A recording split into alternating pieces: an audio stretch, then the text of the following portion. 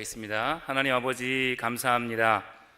오늘도 거룩하고 복된 주일 한 주간의 첫날을 믿음으로 하나님 앞에 드리며 특별히 이 오후 시간 또 경조 차량 선교위원회 헌신 예배로 드릴 수 있도록 은혜 주셔서 감사합니다.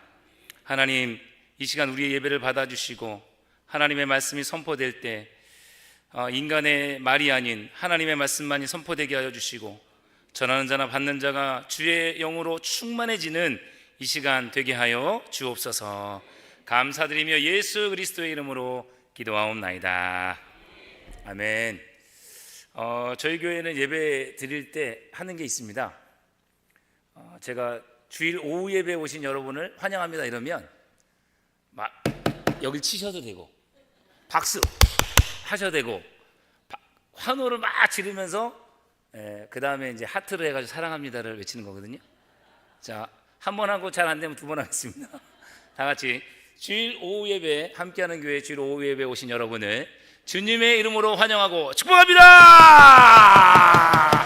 자, 사랑의 하트 앞뒤좌우로 다 눈을 마주치세요. 사랑합니다.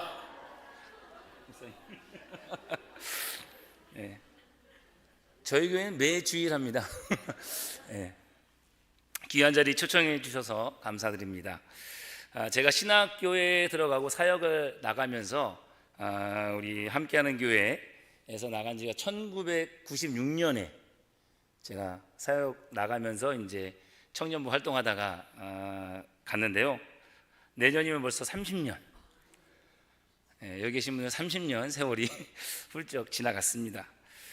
여기 온다고 생각하니까 어릴 적에 구성전 있을 때 저희가 교회 지으면서 막 옆에 아파트에서 똥물 막 날리고 할 때 막 기도하고 막 처리하고, 그리고 저희도 어렸을 때부터 아침부터 나와서 성가대 하고 주일 예배 드리고 또 오후에 찬양팀 해가지고 저녁 예배 드리고 막 새벽송, 특히 새벽송 이렇게 막 돌아가지고 할 때 저희 다 아시겠지만 그냥 젊은 청년들이 맛있는 건 옆으로 빼돌려서 우리끼리 저 지하 기도실에서 먹고 했던 기억들이 많이 생각나고요. 특별히 저희 또래 친구들은 한 10몇 명 됐었는데 고등학교 졸업하고 사조직을 만들었어요. 그게 모퉁이 돌이라고 하는 사조직인데 저희가 매 주일마다 예배 끝나고 저 2층에 중위층에 모여가지고 저희 또래 애들끼리 같이 한 주간 동안 있었던 이야기도 나누고 기도 제목 나누고 같이 찬양하고 기도했던 모임이 많이 생각나더라고요. 그 친구들 지금 신앙생활하고 있는 친구도 있는데 또 헤매고 있는 친구들도 있어서 저희 교회 전도 대상자가 VIP거든요. 거기다 이름이 올려져 있는 친구도 있습니다. 그런 생각들이 많이 나고요. 무엇보다 이 30년 동안 흐르는 동안 또 이 함께하는 교회가 든든히 서 있는 것 자체가 좀 하나님의 은혜입니다. 저도 밖에 있으면서 왜 소식을 안 듣겠어요. 막 힘든 소식, 어려운 소식, 이런 소식 막 들으면서 열심히 기도했습니다. 하나님, 주님의 교회를 지켜달라. 여기 와서 보니까 하나님 은혜가 넘치는 것 같습니다. 모든 영광 하나님께. 그리고 특별히 오늘 경조 차량위원회 헌신 예배인데요. 사실상 교회 안에 사역들을 보면 식당, 그 다음에 교육부서, 그 다음으로 힘든 게 이제 경조나 그 다음에 차량위원회가 아닌가. 저도 부교육자로 20년 동안 섬겼었는데요. 사실상 돌잔치, 뭐 결혼식, 좋은 데 가면 그냥 뭐 먹고 즐기고 하면 되는데 경조위원들은 맨날 가가지고 막 같이 막 울어주고 뭐 그냥 힘들게 해야 되잖아요, 사역을. 근데 돌아보면 그냥 가서 축하해 준 것보다 힘든 자리에 가서 위로해 주고 기도해 주고 장례식장에 찾아가는 것이 얼마나 큰 은혜가 되는지 몰라요. 귀한 서역을 감당하고 있음에 감사드리고요. 또 한 가지는 차량위원회, 저도 이제 지금 운전을 하고 왔지만 아직까지도 제 모습 가운데 제일 연약한 부분은 운전하는 겁니다. 여기 남자 성도님, 운전하는 성도님들은 아마 동감하실 텐데 그렇게 기도하고 하나님 이게 차 운행하면서 욕하지 않게 하시고 좀 상태 안 좋은 차 만나지 않게 하시고 뭐 이러면서 막 해도 목사도 소용이 없어요. 왜냐하면은 이게 사고가 갑자기 일어나면 문제가 생기기 때문에 갑자기 끼어든다든지 뭐 이렇게 뭔가 문제가 있으면은 막, 특히나 성도님들이 같이 탔을 때는 좀 덜하거든요, 저도. 근데 혼자 운전하면 이게 쉽지 않아요. 그러면 또 가서 하나님, 아직도 성화가 덜 됐습니다, 하나님 용서해 주세요, 회개하고 기도하고 하는데, 그만큼 차량위원회가 또 쉽지가 않죠. 또 사람들하고 주차하다가 뭐 시비도 붙고, 여기다가 어떻게 했느니, 뭐 내가 좋은데 되느니. 예?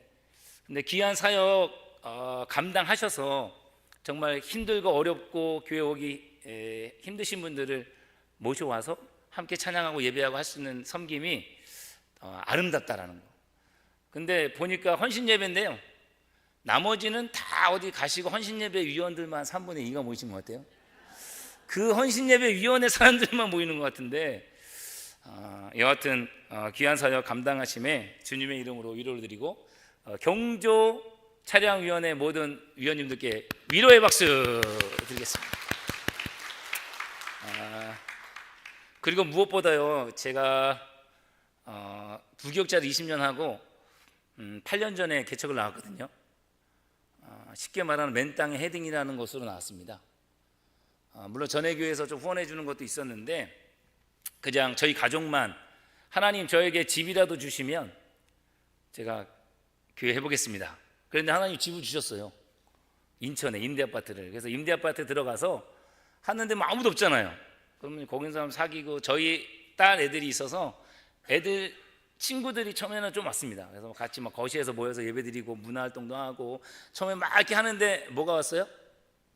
코로나. 근데 다 믿지 않는 집 아이들이니까, 그 코로나 때도 어떻게 했냐면요, 차 가지고 그 친구들 집 앞에 가가지고 불러내요. 한 명씩 다 마스크 쓰고. 그러면 저희가 간식 뭐 과봉 준비한 거 주면서 같이 기도해주고, 이렇게 한 2, 3년 버텼거든요.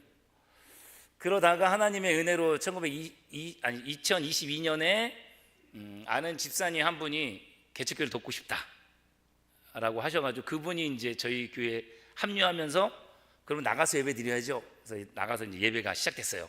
2022년에. 그리고 상가를 얻고 이제 3년이 됐는데, 하나님이 우리에게 맡겨주신 만큼 열심히 사역하고 있습니다. 근데 개척해 보니까 또 담임 목회, 부교육자 때까지는 좀 낫거든요. 그냥 위에 그늘 있잖아요. 근데 담임 목회 돼 보니까 저희 교회는 7명, 8명 예배 드리거든요. 근데 7명, 8명도 쉽지가 않아요. 담임 목사는 이 사람 비율 다 맞춰야 돼요. 심지어는 제가 어떤 생각까지 있냐면, 사모도 교인이다. 오늘 사모가 못 왔는데 사모도 교인이에요. 그래서 집안에서도 목사는 자유로울 수가 없어요. 교인 떠날까 봐. 저희 사모가 협박해요. 교회 딴 데 간다고. 실제로 저희 큰애는 약간 아픈 것들이 있어가지고 청년부가 있는 인천의 다른 교회 다니고, 둘째 딸만 저희 교회로 나오는데, 그렇습니다. 8명에 8명에 7명 7명의 비율로 다 맞춰야 되는데, 이상재 목사님은요 죽는 거예요. 여기서 들리고 여기서 들리고. 그래서 늘 우리 목사님 뵐 때마다, 큰 교회 또 성도가 많은 교회들 이렇게 담임하시는 목사님들 볼 때마다 존경스럽습니다. 그리고 기도를 많이 해드려야 돼요. 네. 이상재 목사님 도망가면 어떻게 해요? 네. 그럼 교회가 완전히 술렁이고 나락으로 빠지는 거기 때문에, 정말 우리 목사님을 위해서 함께 기도하고 잘 섬길 수 있는 우리 함께하는 교회가 되길 소망합니다. 오늘 함께 보신 하나님의 말씀에는 예수님의 사역과 성품에 대해서 말씀하고 있는데요, 첫 번째로 살펴볼 것은, 우리 예수님은 우리의 대제사장이 되신다라는 것입니다. 오늘 본문의 말씀 14절을 보시면, 그러므로 우리에게 큰 대제사장이 계시니 승천하시니 곧 하나님의 아들 예수시라. 우리가 믿는 도리를 굳게 잡을지어다. 이 대제사장이라고 하는 직분은 제사장 직분의 수장으로서 하나님 앞에서 백성을 대표하고 제사에 관한 모든 사항을 지휘하는 사람입니다. 또한 대속죄일에는 이 속죄소에 들어가서 이스라엘 모든 백성들의 죄를 대속하기 위해서 속죄 제사를 드렸죠. 하나님께 드려지는 예배의 모든 일들을 맡아서 감당했던 사람이 대제사장입니다. 그런데 오늘 말씀에 보면 우리 예수님은 큰 대제사장이 되신다라고 말씀하고 있어요. 우리 예수님은 그냥 제사장도 아니고 큰 대제사장. 히브리서 7장 28절의 말씀에 보면 그는 저 대제사장들이 먼저 자기 죄를 위하고 다음에 백성의 죄를 위하여 날마다 제사 드리는 것과 같이 할 필요가 없으니 이는 그가 단번에 자기를 드려 이루셨음이라 라고 말씀하고 있습니다. 일반적인 대제사장들은요, 대제사장이지만 그 역시 사람이에요. 그렇기 때문에 대제사장이 속죄일에 지성소에 들어가서 예배를 드릴 때 먼저 자신의 죄를 속하고 들어가야 돼요. 근데 우리 예수님은 어떤 대제사장이에요? 큰 대제사장. 그 의미는 뭐냐면 우리 예수님은 죄가 없으시다는 거예요. 친히 죄가 없으신 그분이 그냥 제사장이 아니라 친히 희생 제물이 되셔서 하나님께 바친 바 되었다라는 것이죠. 그렇기 때문에 우리 예수님은 큰 대제사장이에요. 또한 예수님은 오늘 말씀해 보면 하늘로 승천하셨다라고 말씀하고 있는데 우리 예수님이 승천하신 다음에 어떻게 되셨어요? 끝인가요? 하나님 보좌 우편에 앉아 계신다라고 말씀하고 있습니다. 마태복음 26장 64절에 보니까 예수께서 이르시되 내가 말하였느니라. 그러나 내가 너희에게 이르노니 이후에 인자가 권능의 우편에 앉아 있는 것과 하늘 구름을 타고 오는 것을 너희가 보리라 하시니 라고 말씀하고 있습니다. 우리 예수님은요, 하늘로 승천하셔서 끝이 아니라 지금도 하나님 보좌 우편에 앉으셔서 하나님의 모든 사역을 이루고 계신다라는 것이죠. 무엇보다 로마서 8장 34절에 보니까 누가 정죄하리요?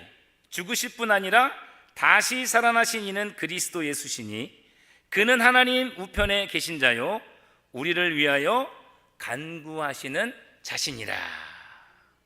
우리 예수님 하나님 보좌 우편에 앉으셔서 군림하고 계세요? 뭐하고 계신다고요? 우리를 위해서 기도하신다. 우리가 신앙생활 하면서 지금까지 이 자리에 있는 것은 내가 열심히 노력한 것도 있지만 누구의 은혜요? 하나님의 은혜죠. 예수님이 때마다 우리를 위해서 중보하고 계신다는 거예요.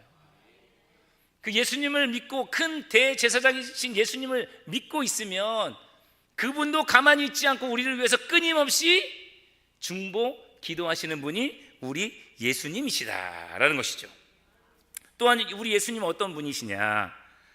14절의 말씀해 보니까 하나님의 아들이시다. 우리 14절 같이 한번 읽어볼까요?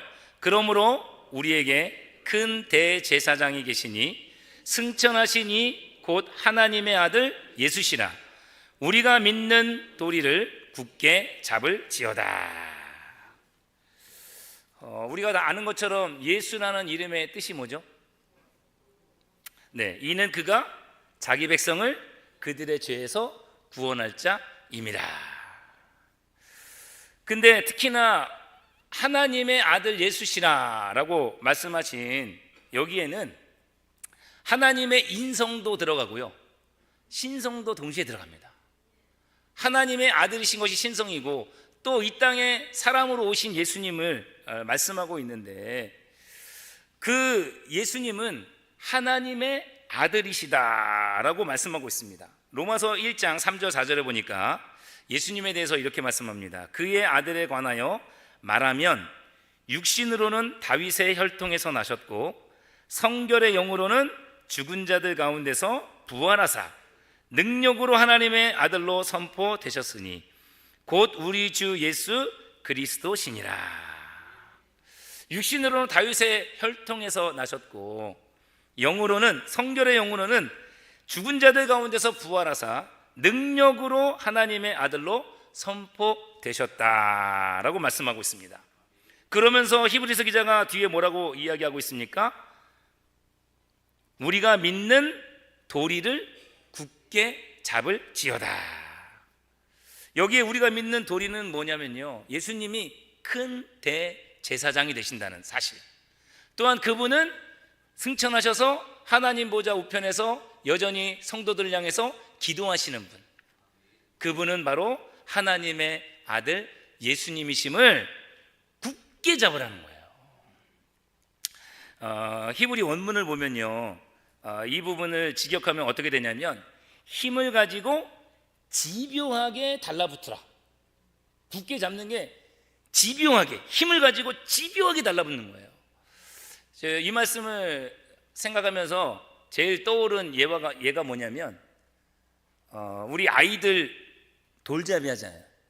돌잡이 하면은 뭐 요즘에는 뭐 판사 뭐 이것도 갖다 놓고, 뭐 컴퓨터 요즘에 타블렛도 갖다 놓고, 안 빠지는 게 꼭 있어요. 하나 뭐예요? 돈. 근데 돈을 왜 하객들한테서 뺏어오는 거예요? 자기 부모가 놔야 되는데 하객들 중에 돈 줄 사람이 돈 가서 5만 원 거 다 갖다 놓고 막 흔들면서 야 잡아라 막 잡는데 애들이 뭘 많이 잡아요? 네? 돈을 많이 잡아요. 네? 그러면서 너는 부자가 될 거야 말하는데, 사실 생각해 보면 우리가 이 땅에 살면서 가장 붙잡고 있는 것이 무엇인가 생각을 해봐야 돼요. 내가 지금 붙잡고 있는 것이 무엇인가? 돈인가? 명예인가? 내 건강인가? 내 자존심인가? 근데 히브리서 기자는 우리에게 누구를 잡으래요? 예수님을 잡으래요. 큰 대제사장이신 예수님을 집요하게 굳게 잡아요. 네? 여러분요, 구원은요 그냥 한번 믿으면 되는 거지만 그 믿음을 유지하기 위해서는 엄청난 대가가 있어야 돼요. 평생 동안. 그래서 제가요 실제로 신학교에 들어가가지고 신학교 4학년 되는 선배를 보면서 이야, 저 선배님도 대단하다, 어떻게 신학교에서 4년 동안 버티냐, 이랬는데 제가 졸업을 했어요. 그리고 나서 이제 사역을 하면서 사역자의 길에 갔는데 목사님도 야 진짜 대단하다, 70세 될 때까지 교회 사역을 저렇게 잘하실까, 그럼 나도 꼭 하고 싶다, 이런 생각이 막 들거든요. 근데 성도님들은 어떻습니까? 이 구원이라고 하는 거, 은혜라고 하는 거, 이게 그냥 주신 하나님의 은혜지만 히브리서 기자는 그걸 어떻게 하라고요? 집요하게 굳게 잡으래요. 이 세상의 것이 아닌 예수님을 굳게 잡으래요. 할렐루야. 또한 오늘 말씀해 보면 예수님에 대한 아주 좋은 성품이 하나 등장하는데 15절 같이 읽겠습니다. 우리에게 있는 대제사장은 우리의 연약함을 동정하지 못하실 이가 아니요 모든 일에 우리와 똑같이 시험을 받으신 이로되 죄는 없으시니라. 우리가 믿는 대제사장이신 예수님은 우리의 연약함을 동정하시는 예수님이다라고 말씀하고 있습니다. 동정하다라는 것은 남의 곤란 또는 불행을 가엾게 여기고 남을 이해하며 그와 같은 마음을 가지는 일이다라고 이렇게 되어 있는데, 우리가 이전에 개역 성경에서는 이 본문을 체휼하다라고 쓰여 있거든요. 이 단어를 원어로 보면 함께라는 의미를 가지고 있는 쉰이라는 단어하고 당하다, 느끼다, 겪는다라는 의미의 파스코라는 말이 합성어가 바로 이 동정하다라는 말이에요. 그러니까 다른 이와 함께 고통을 겪는 고통받는 자들과 동일한 심정을 가지고 동정하는 것, 어려움이나 불행을 당하는 사람을 무시하는 것이 아니라 그와 동일한 마음을 가지고 불쌍히 여기는 마음.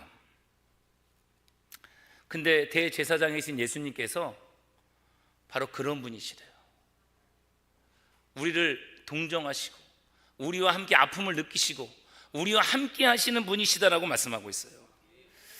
제가 오늘 본문의 제목을 동병상련, 한자 갑자기 생각나서 써봤는데요, 이 동병상련이라는 말의 뜻을 보니까 같은 병이나 아픔을 지닌 사람끼리 서로 아픔을 헤아리고 동정하며 서로를 가엾게 여기는 것이다.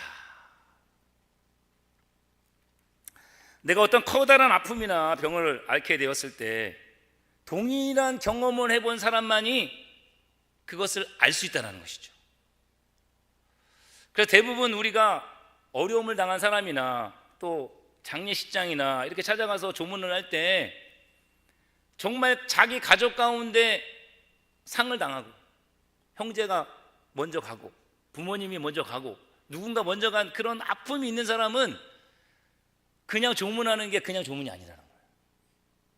그 고통과 아픔을 함께 느낀다는 거예요. 낮엔 해처럼 밤엔 달처럼 이 찬양 아시죠? 그거 지은 간사님이 최용덕이라는 간사님인데, 그분이 딸하고 아들이 있었는데 딸이 16살에 병으로 소천했습니다. 딸 아이를 세상에 보낸 지 며칠이 안 됐을 때 전화가 왔대요. 제주도에 사는 박전도사님이라는 분이 전화가 와가지고 전화를 걸자마자 다짜고짜 그냥 우는 거예요. 아무 말도 안 하고 그냥 울어요. 이미 며칠이 지난 뒤에 그 딸 노아가 죽었다는 소식을 이 전도사님이 듣고는 전화해가지고 아이고 어떻게 뭐 얘기하는 게 아니라 그냥 울어요. 근데 이 최영덕 간사님은 그 누구의 위로보다 그 전도사님이 가장 위로가 됐다고 고백해요. 왜냐하면 이 박 전도사님도 20대 사랑하는 아들을 먼저 보냈어요. 그리고 남편도 먼저 보냈어요. 그리고 심지어 이 최영덕 간사님이 딸이 우리 제주도로 여행 가요 라고 해가지고 한참 어렸을 때 딸아이 가족들 데리고 제주도 갔는데 이 전도사님이 막 섬겨주고 뭐 밥도 사주고 뭐 했고, 나중에 죽기 몇 달 전에 얘가 또 제주도 가고 싶다 그래가지고 제주도에 갔을 때 그 이 박 전도사님 한 분이 막 섬겨줬어요. 그리고 나서 얼마 있다가 이 딸아이가 16살 중3 때 죽었습니다. 뇌종양으로. 근데 다른 사람들은 얼마나 많은 사람들이 와서 위로했겠어요. 같이 조문도 하고 위로도 하고 예배도 드리고. 근데 제주도에서 올라오지 못하고 전화해가지고 그냥 울어만 줘도 큰 위로와 은혜가 되었다는 것입니다. 아시다시피 저희 가정에도 참 가슴 아픈 일이 있었죠. 저희 교회 유일하게 저 말고 남자 집사님, 아까 말씀드린 그 안수 집사님이 저희 교회에 와서 섬기고 싶다, 그래서 기도해보고 교회 허락을 받으면 와라 그랬더니 교회 허락을 받고 오셨어요. 근데 그 집사님은요, 어머니가 갑자기 쓰러져서 안양 한림대에서 수술하셨는데 그냥 식물인간으로 한 2, 3년 누워 계셨는데, 그러던 중에 아버지도 또 안 좋아서 또 입원하셨어요. 근데 더 놀라운 거는, 더 힘든 거는 거기가 4형제거든요.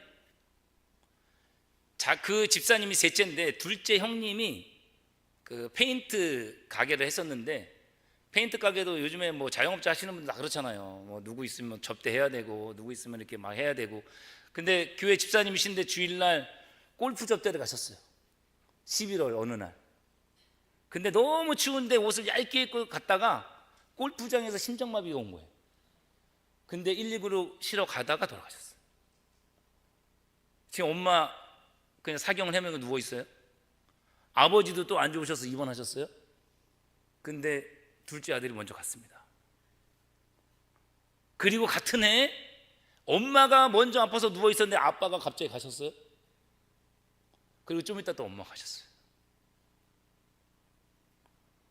뭘로 위로해요?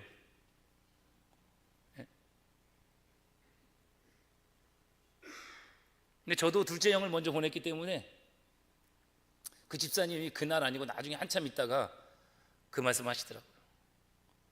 목사님, 제가 목사님 옛날 그 심정 알 것 같아요. 그래도요, 저희 아버님도 여기서 신앙생활 하시다가 돌아가셨지만 그래도 아픈 분들은 이별의 시간이 있잖아요. 병원에도 입원하고, 저도 매일 저희 아버님 여기 성예병원 일주일에 한두 번씩 모시고 와서 복수 빼고 막 1시간 2시간 기다리다가 가고, 어쩔 때는 뭐 투정 부리고, 그래도 같이 이게 떠나는 시간이 있으면 좀 나아요. 근데 사고로 갑자기 가잖아요. 너무 원망하죠. 그냥 살아있는 것 같잖아. 근데 뭘로 위로하겠냐고요, 우리가. 근데 동일한 아픔을 겪은 사람이 그냥 옆에 앉아서 손만 잡아줘도, 같이 그냥 눈물만 흘려줘도 그게 그 사람을 위로한다는 것입니다. 근데 우리 예수님이요, 그런 분이세요. 우리가 잘 아는 이야기 있잖아요. 내가 신앙생활하다 너무 힘들어서 하나님 나 이제 신앙 못하겠어요. 그럴 때 우리 예수님이 우리를 어떻게 하고 있어요? 업고 가고 계시다. 우리가 힘들면 우리만 힘든 게 아니라 예수님도 힘드신다니까요. 우리는 가시 하나 막혀도 저 가시 아파가지고 막 그거 병원 가서 뽑잖아요. 근데 우리 예수님 채찍질 당하시고 창에 찔리시고 동일한 인간의 모습으로 그 모든 아픔을 우리 예수님이 당하셨다는 것이죠. 또한 오늘 말씀의 위로가 되는 것은 우리 예수님은 모든 일에 우리와 똑같이 시험을 받으시는 분이다. 여기에서 시험을 받는다는 것은요, 우리가 한국말 성경에는 그냥 시험을 다 똑같이 썼지만 테스트가 있고 트라이얼이 있고 템프트가 있잖아요.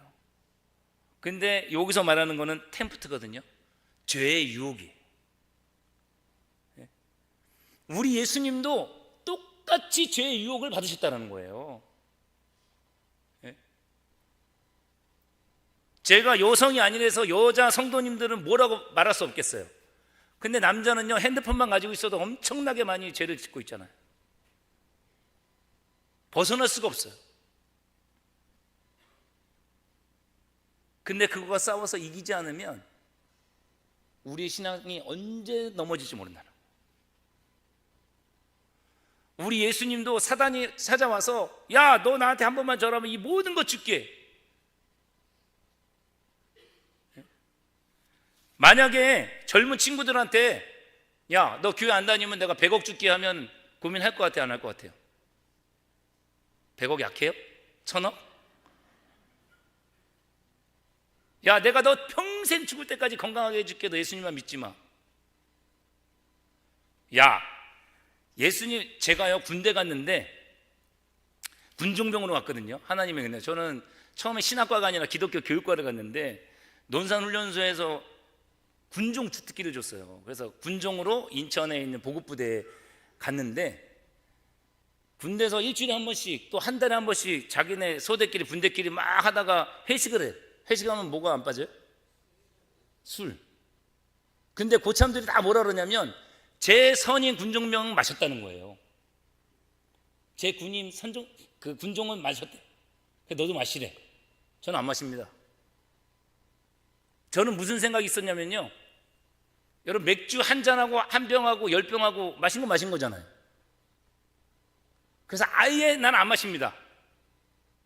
그 지금 맥주 맛을 몰라요. 맥주를 한 모금도 안 먹었어요. 근데 그것만 지키는 게 아니라 우리의 인생에서 엄청나게 많은 죄의 유혹들이 찾아온다는 것이죠. 어떻게 이겨요? 제가 최근에 정말 좋아하는 옛날에 가수가 있었는데, 제가 중고등학교 때 엄청나게 좋아하는 가수가 누구냐면 조화문이거든요. 조화문 들어보셨죠? 이 아픔 하시는 당신께. 그 조화문이 나중에 예수님을 믿고 신학을 해가지고 목사님이 되셨잖아요. 지금 방배동에서 사랑의 빛 교회 공동체 교회를 하고 있는데, 그분이 간증이 뭐냐면 자기가 1997년에 완전 예수님을 딱 영접한 다음에 매일 30분에서 1시간씩 찬양하고 기도하고 말씀 보지 않으면 못 살게. 그걸 안 하면 옛 성품이 나온대. 옛날에 까칠하고 막 남 무시하고 깔보고, 예? 술 먹고 싶고. 그래서 매일 그걸 해야 된다. 그럼 목회자만 해야 되나요? 성도님들, 내가 주님 앞에서 나에게 주신 이 신앙을 지키려면요, 몸부림치지 않으면 쉽지 않아요. 저도 생각나는 게 뭐냐면요, 우리 옛날에 조건의 목사님 있을 때는 거의 막 붕괴 스타일이 많잖아요. 막 기도원 가고 막 삼각산 가고 막, 그게 저도 막 이렇게 스며들어 있나 봐요. 그래가지고 수련회 가면 중고등부나 청년부들이 막 은혜를 엄청나게 받습니다. 수련회 가가지고 자기 몸 다 살릴 것처럼 막 은혜 받아요. 얼마큼가요? 한 달? 네? 어떤 친구는 일주일 만에 사라지고 좀 가면 한 달. 저는요 그거를 옛날에 한번 지켜보겠다고 어떻게 하는지 아세요? 제가 또 목소리 또 지르잖아요. 소리를 많이 찬양할 때나 기도할 때나. 그래가지고 막 신목소리를 6개월 정도까지 가봤거든요. 근데 그거를 계속 하지 않으면, 굳게 잡지 않으면 우리의 신앙을 지키기가 쉽지 않아요. 그래서 내 안에 죄가 들어왔다, 내 안에 뭔가 하나님과 꺼리낌이 있다, 하나님 은혜가 안 된다 할 때는 어떻게 돼요? 빨리 회개하고 돌아가야 돼요. 말씀하고 기도로 돌아가야 돼요. 그냥 거칠애로 회개하고 하나님 앞에 서는 게 아니라 진심으로 회개하고, 또 동일한 죄를 또 짓는다 할지라도 회개하고 주님 앞에 서야 된다는 거예요. 그래서 오늘 16절의 말씀 같이 함께 읽겠습니다. 그러므로 우리를 긍휼하심을 받고 때를 따라 돕는 은혜를 얻기 위하여 은혜의 보좌 앞에 담대히 나아갈 것이니라. 때를 따라 돕는 은혜를 얻기 위해서 은혜의 보좌, 하나님 앞에 담대히 나가래요. 여기 때를 따라라는 것은 적시에 적절한 은혜를 내리시는 하나님을 말씀하고 있는데, 여러분 오늘 오후 시간에 안 오신 분은 크게 후회하심이 있을 줄 믿습니다. 네? 물론 자기가 은혜가 충만하고 다른 사모가 바쁘면 제가 볼 때 일주일에 한 번만 예배 드려도 충분해요. 그렇지 않습니까? 그 대신 자기 개인 경건 생활을 해야죠. 매일매일 말씀도 읽고 찬양도 하고 기도도 하고 매일매일 자기를 주님 앞에 드리는 시간들이 있으면 주일 한 번만 와서 대예배 때 예배 드리고 은혜 충만하고 막 나가서 은혜로 살 수 있으면 괜찮은데, 그게 안 되면 주님 앞에 나와야 돼요. 때를 따라 주시는 은혜를 늘 사모해야 돼요.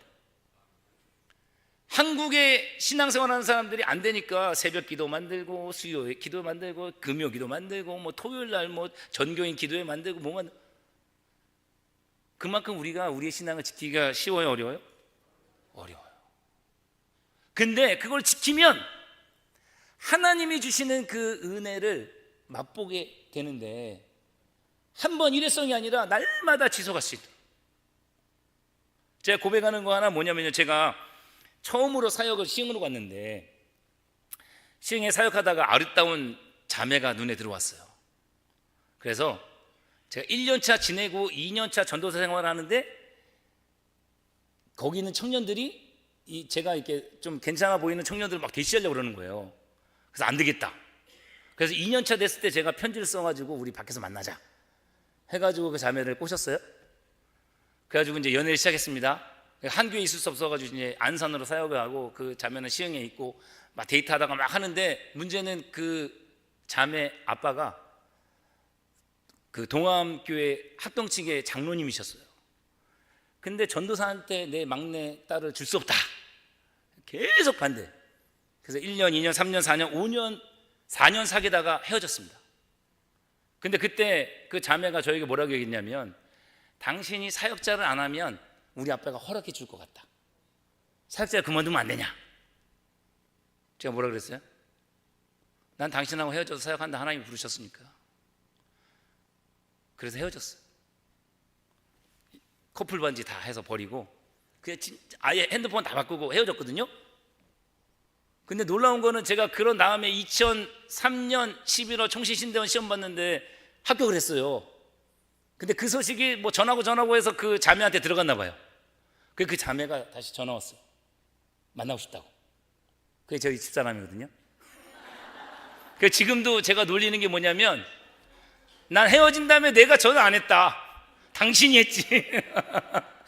지금도 상으로서 얼마나 힘들겠어요. 막 지치고 힘들지만, 그래서 어떻게 보면은 그냥 하나님 사역자로 저 가겠습니다 했을 때, 하나님이 이제 헤어진 다음에 만나니까 장인어른은요 완전히 후원자가 되셔가지고 매 새벽마다 교회 가서 기도하시는 분이거든요. 지금도 뭐 연세 드셨지만 매일매일 기도해 주시죠. 우리의 삶의 모든 것들이 어떻게 보면 선택이잖아요. 근데 하나님이 주신 그 마음을 가지고 하나님의 영광을 위해서, 하나님을 위해서 우리의 것을 버리면 하나님이 버리시나요? 책임져 주실 줄 믿습니다. 여기 담대히 주님 앞에 나아가라 라고 말씀하고 있는데, 이거를 다른 말로 번역하면 뻔뻔스럽게 나가라. 뻔뻔스럽게. 여러분, 저기 오늘 여기 있는 모든 분들은 다 하나님 앞에 뻔뻔스럽게 나와 있거든요. 우리가 내 자신을 제일 잘 알잖아요. 이거 회개해도 또 짓고, 이거 회개해도 또 짓고, 이거 회개해도 또 짓고, 주님 앞에 갈 때까지 그걸 반복해야 되거든요. 누구도 벗어날 수 없어요. 근데 그걸 해야만 하나님의 은혜가 있다는 거예요. 네? 은혜의 보좌 앞에 하나님, 오늘도 죄인으로 섰습니다. 하나님 용서해 주세요. 하나님 은혜 내려주세요. 하나님이 없으면 저 살 수 없어요.